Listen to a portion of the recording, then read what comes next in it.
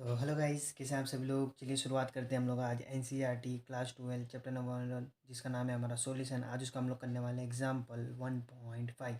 तो चलिए सबसे पहले क्वेश्चन को रीड करते हैं, फिर इजी ट्रिक से सॉल्व करते हैं। Vapour pressure of chloroform and dichloromethane at 298 Kelvin is 200 mm Hg and 415 mm Hg respectively. मतलब वेपर प्रेशर हमको क्लोरोफेम का दे दिया है 200 mm Hg एंड 415 दे दिया है डाइक्लोरोमीथेन का। गाइस फिर उसके बाद हम लोग को क्वेश्चन में क्या बोला है, हम लोग को दो क्वेश्चन फाइंड करने जनरली। तो इसके अंदर बोला है calculate the vapour pressure of the solution prepared by the mixing two 25.5 gram of chloroform and 40 gram of dichloromethane at 298 kelvin पे। तो गाइस इस क्वेश्चन में चलिए एक दूसरा वाला भी रीड कर लेते हैं, उसके बाद मैं आपको समझा देता हूँ क्वेश्चन में करना क्या है। फिर सेकंड वाले क्वेश्चन में बोला है कि मोल फ्रैक्शन फाइंड करो हर कंपोनेंट का, मतलब ईच कंपोनेंट का वेपर फेज में इनका मोल फ्रैक्शन फाइंड करना है। तो गाइस चलिए सबसे पहले मैं समझाता हूँ इस क्वेश्चन में करना क्या है हमको, और मतलब इसमें दिया क्या हुआ है हम लोग को। तो गाइस इस क्वेश्चन में हम लोग को बोला है कि मतलब एक जनरली एक सॉल्यूशन को हम लोग तैयार कर रहे हैं क्लोरोफॉर्म का और डाइक्लोरोफॉर्म का। ठीक है गाइस, तो उसका जो प्योर स्टेट में जो हम लोग को वेपर प्रेशर है ना, वो हम लोग को दे रखा है। कितना दे रखा है, जो हम लोग को यहाँ दे रखा है 200 और 415 क्लोरोफॉर्म का और डाइक्लोरोमीथेन का। ठीक है गाइस, फिर उसके बाद हम लोग को सॉल्यूशन के अंदर उसका जो हम लोग सॉल्यूशन उसका बना लिया, तो सॉल्यूशन का टोटल वेपर प्रेशर कितना है हम लोग को वो कैलकुलेट करना है। और वेपर जब उसके वेपर बन गए तो उसका वेपर फेज में मोल फ्रैक्शन कितना है गाइस, वो हम लोग को सोल्व करना है। ठीक है गाइस, बस ये क्वेश्चन है, वो ज़्यादा कुछ है नहीं। तो उसके अंदर सबसे पहले हमारी जो हैबिट है वही करेंगे, सबसे पहले गिवन डाटा लिखेंगे, उसके हिसाब से क्वेश्चन को सोल्व करते हैं। चलिए गाइस क्वेश्चन की शुरुआत करते हैं। चलिए फिर गिवन डेटा लिखते हैं। तो गिवन डेटा में हम लोग को सबसे पहले क्या दिया हुआ है, क्लोरोफॉर्म का वेपर प्रेशर दिया हुआ है। ठीक है गाइस, तो क्लोरोफॉर्म का वेपर प्रेशर दिया है मेरे को। सबसे पहले क्लोरोफॉर्म का वेपर प्रेशर हम लोग को दिया हुआ है, कितना दिया हुआ है गाइस, क्लोरोफॉर्म का वेपर प्रेशर 200 mm Hg दिया हुआ है। तो क्लोरोफॉर्म का वेपर प्रेशर लिख दिया है 200 mm Hg। ठीक है गाइस, इसको मैं पी नॉट ए से डिनोट कर लेता हूँ, क्योंकि जो प्योर फॉर्म में होते हैं उसके ऊपर हम लोग नॉट लगाते हैं, क्योंकि पहचान मतलब हम लोग को मालूम रह सके कि ये प्योर फॉर्म में। उसके बाद हम लोग को डाइक्लोरोमीथेन का दे दिया 415 दे दिया है, तो उसका लिख लेते हैं हम लोग डाइक्लोरोमीथेन का CH2Cl2, ये इसका फॉर्मूला है गाइस। ठीक है, फिर इसका कितना दिया हुआ है 415 Hg। इसको मैं गाइस डिनोट कर लेता हूँ पी नॉट बी से। ठीक है गाइस, उसके बाद हम लोग को बोला है कि कैलकुलेट करो वेपर प्रेशर, मतलब हम लोग को फर्स्ट वाले क्वेश्चन में बोला है कैलकुलेट करना है टोटल वेपर प्रेशर पूरे सॉल्यूशन में। सीधे सीधे हम लोग को पीटी फाइंड करना है गाइस, और उसके अंदर हम लोग को कुछ वेट दे रखा है, तो वेट लिख लेते हैं हम लोग। तो हम लोग को किसका वेट दे रखा है, क्लोरोफॉर्म का हम लोग को वेट दे रखा है। तो वेट ऑफ क्लोरोफॉर्म हम लोग को कितना दे रखा है गाइस, कितना मिलाया हम लोग के 25.5 ग्राम मिलाया क्लोरोफॉर्म।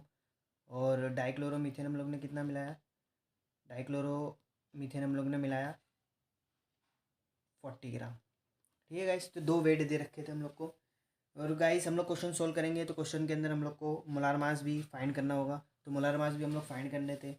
जैसे आप लोग को पता है कार्बन का होता है 12, हाइड्रोजन का होता है 1, और यहाँ हमारे क्वेश्चन में क्लोरीन है, तो क्लोरीन का मैं गाइस आप लोग को बता देता हूँ 35.5 होता है गाइस वेट। तो ठीक है, इसकी वजह से इन लोग का वेट निकालेंगे मोलार मास, तो मोलार मास निकल के आ जाएगा। सबसे पहले क्लोरोफॉर्म का मोलार मास निकाल लेते हैं। मोलार मास ऑफ क्लोरोफॉर्म कितना होता है हमारा CH Cl3 का, मोलार मास ऑफ क्लोरोफॉर्म हमारा होता है क्लोरोफॉर्म का 119, मतलब 199.5 ग्राम पर मोल।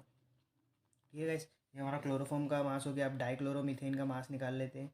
डाइक्लोरोमीथेन का हमारा मास हो जाएगा गाइस 85 ग्राम पर मोल। गाइस ये हमारा मास निकल जाएगा। आप सबको तो निकालते ही आते हैं, ये 11 का कॉन्सेप्ट है, बहुत इजी है, सबको निकालना आना चाहिए, बहुत इजीली निकल जाता है गाइस। क्या होता है यहाँ, अब उसके बाद हम लोग को क्वेश्चन में क्या बोला है, सेकंड वाले में हम लोग को बोला है कि मोल फ्रैक्शन निकालो जब उसके वेपर बन गए, तो वेपर फेज में उसका मोल फ्रैक्शन क्या होगा। तो गाइस आपको पता होगा कि वेपर फेज में मोल फ्रैक्शन हम लोग ऐसा लिखते हैं YA, मतलब हम लोग को क्लोरोफॉर्म का निकाल लेते हैं, हम लोग क्लोरोफॉर्म लिख लेते, इसको हम लोग डिनोट कर देंगे YA से। ठीक है गाइस, ये हम लोग को निकालना है। और CH2Cl2 ये हम लोग को निकालना है YB, मतलब इन लोग का हम लोग को निकालना है वेपर फेज में, जब उसके वेपर बन जाएंगे पूरे सॉल्यूशन में, फिर उसका हम लोग को मोल फ्रैक्शन निकालना है वेपर फेज में। ठीक है गाइस, क्वेश्चन समझ में आ गया, आई थिंक समझ में आ गया होगा। मोलार मास कैसे निकालना है, वेट कैसे निकालना है, सबसे पहले हमारे पास गिवन डेटा निकल गया। पहले वाले क्वेश्चन में हम लोग को टोटल वेपर प्रेशर फाइंड करना है, में उसका कितना मोल फ्रैक्शन होगा गाइस, हम लोग को ये फाइंड करना है। ठीक है, डेट सीट, और क्वेश्चन में कुछ नहीं करना है गाइस, कुछ नहीं करना है। ठीक है गाइस, तो चलिए फिर सॉल्यूशन की तरफ चलते हैं। गिवन डेटा हम लोग ने लिख लिया, तो चलिए गाइस, आप सबको तो पता होगा according to Raoult's law, Raoult's law हमारा क्या होता है, according to Raoult's law, Raoult's law हमारा क्या होता है guys, P T is equal to P A plus P B. P T हमारा जो सॉल्यूशन का वेपर प्रेशर हो गया, वो किसके इक्वल होता है, हमारा vapour pressure of the solute and the vapour pressure of solvent, दोनों के सम के इक्वल होता है गाइस। ठीक है, अब P T is equal to vapour pressure of solute in solution, इसको हम लोग कैसे लिखते हैं, P not A X A, इसको प्योर फॉर्म में इसका वेपर प्रेशर क्या था और उसके मोल्स क्या थे गाइस।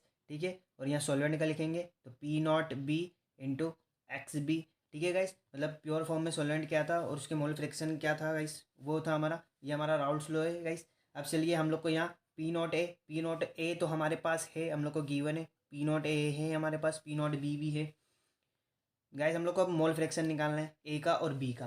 ठीक है गाइस, तो मोल फ्रैक्शन निकाल लेते हैं हम लोग। सबसे पहले हम लोग मोल फ्रैक्शन निकाल लेते हैं क्लोरोफॉर्म का। मैं क्लोरोफॉर्म को ए से डिनोट करता हूँ गाइस। ठीक है, अब क्लोरोफॉर्म को हम लोग ए से डिनोट कर लेते हैं। अब क्लोरोफॉर्म का हम लोग को क्या निकालना है, मोल फ्रैक्शन, तो मोल फ्रैक्शन ऑफ क्लोरोफॉर्म निकालना है।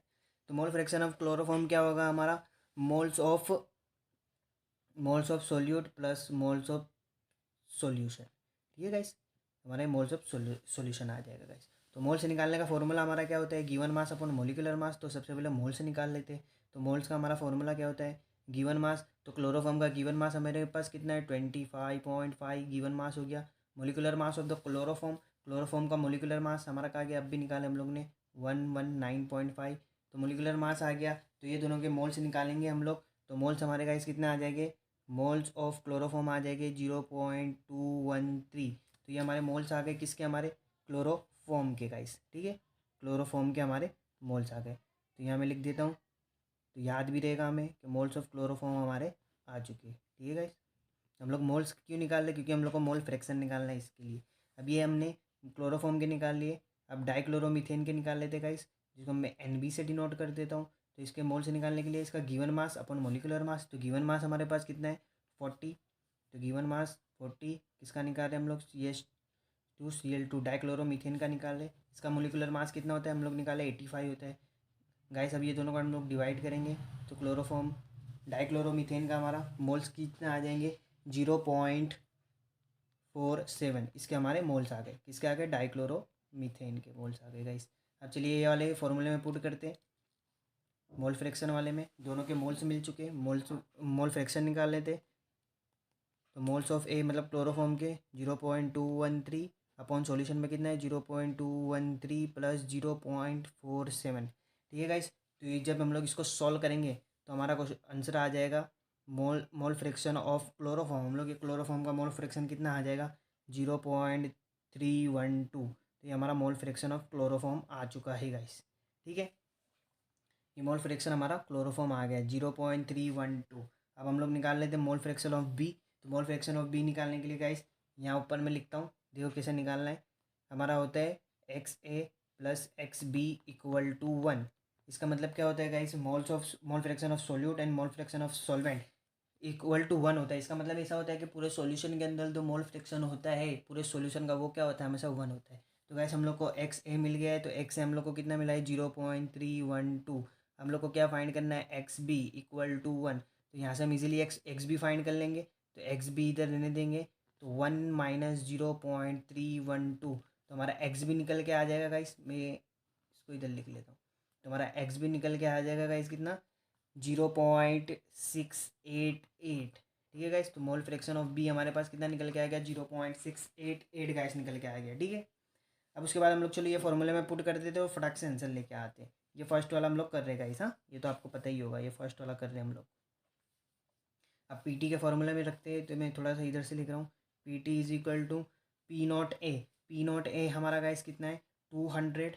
पी नॉट ए हमारा 200 इंटू मोल फ्रैक्शन हम लोग अब भी निकाले, कितना आ गया 0.312 प्लस पी नॉट भी हमारा कितना है 415 है, मतलब 415। इसका हम लोग मोल फ्रैक्शन निकालेगा इस कितने 0.688। 0.688। चलिए गाइस इसको सॉल्व करते हैं, बहुत ईजी है।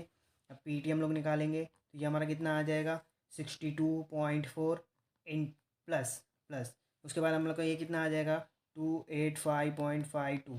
चलिए गाइस अब ये दोनों को एडिशन करते हैं तो हमारा टोटल वेपर प्रेशर आ जाएगा सॉल्यूशन के अंदर, वो कितना आ जाएगा 347.92। तो गाइस ये हमारा आ चुका है the vapour pressure of the solution, निकल कर आ चुका है हमारा, जिसकी यूनिट होगी mmHg, क्योंकि पूरा mmHg में चल रहा है गाइस, ठीक है। 347.92 mmHg ये पूरे सॉल्यूशन का हमारा वेपर प्रेशर आ चुका है गाइस। अब चलिए हम लोग निकालते हैं कि जब उसका वेपर प्रेशर निकल गया, अब उसके वेपर फेज में उसका मोल फ्रैक्शन क्या होगा गाइस, वो निकालते। मतलब हम लोग अब सेकंड वाला क्वेश्चन सोल्व करेंगे। चलिए गाइस सॉल्व करते हैं नेक्स्ट पेज पर। तो चलिए गाइस अब हम लोग सेकंड वाला क्वेश्चन सॉल्व करेंगे, जिसमें हम लोग को वेपर फेज में क्लोरोफॉर्म का और डाइक्लोरोमीथेन का वेपर फेज में मोल फ्रैक्शन निकालना है गाइस। तो आप लोग को पता ही होगा कि वेपर फेज में जो मोल फ्रैक्शन होता है उसको हम लोग वाई से डिनोट करते हैं गाइस। और vapour pressure of solute plus vapour pressure of solvent equal to 1, क्योंकि मोल फ्रैक्शन गाइस हम लोग वेपर फेज में निकालो या सॉल्यूशन के अंदर निकालो वो इक्वल टू हमेशा 1 होता है गाइस। तो हम लोग को सबसे पहले क्लोरोफॉर्म का निकालना है और डाइक्लोरोमीथेन का निकालना है गाइस। तो चलिए सबसे पहले क्लोरोफॉर्म का लिख लेते हैं, जिसको हम लोग ने ए से ही डिनोट किया था। तो मोल फ्रैक्शन ऑफ ए, जिसको हम लोग क्लोरोफॉर्म का बोल रहे थे, उसका फॉर्मूला होता है वेपर फेज में निकालने का कि vapour pressure of the solution A upon total vapour pressure, ठीक है गाइस। अब उसके बाद हम लोगों ने डाइक्लोरोमीथेन का भी निकालेंगे तो ये भी हो जाएगा P B upon P T.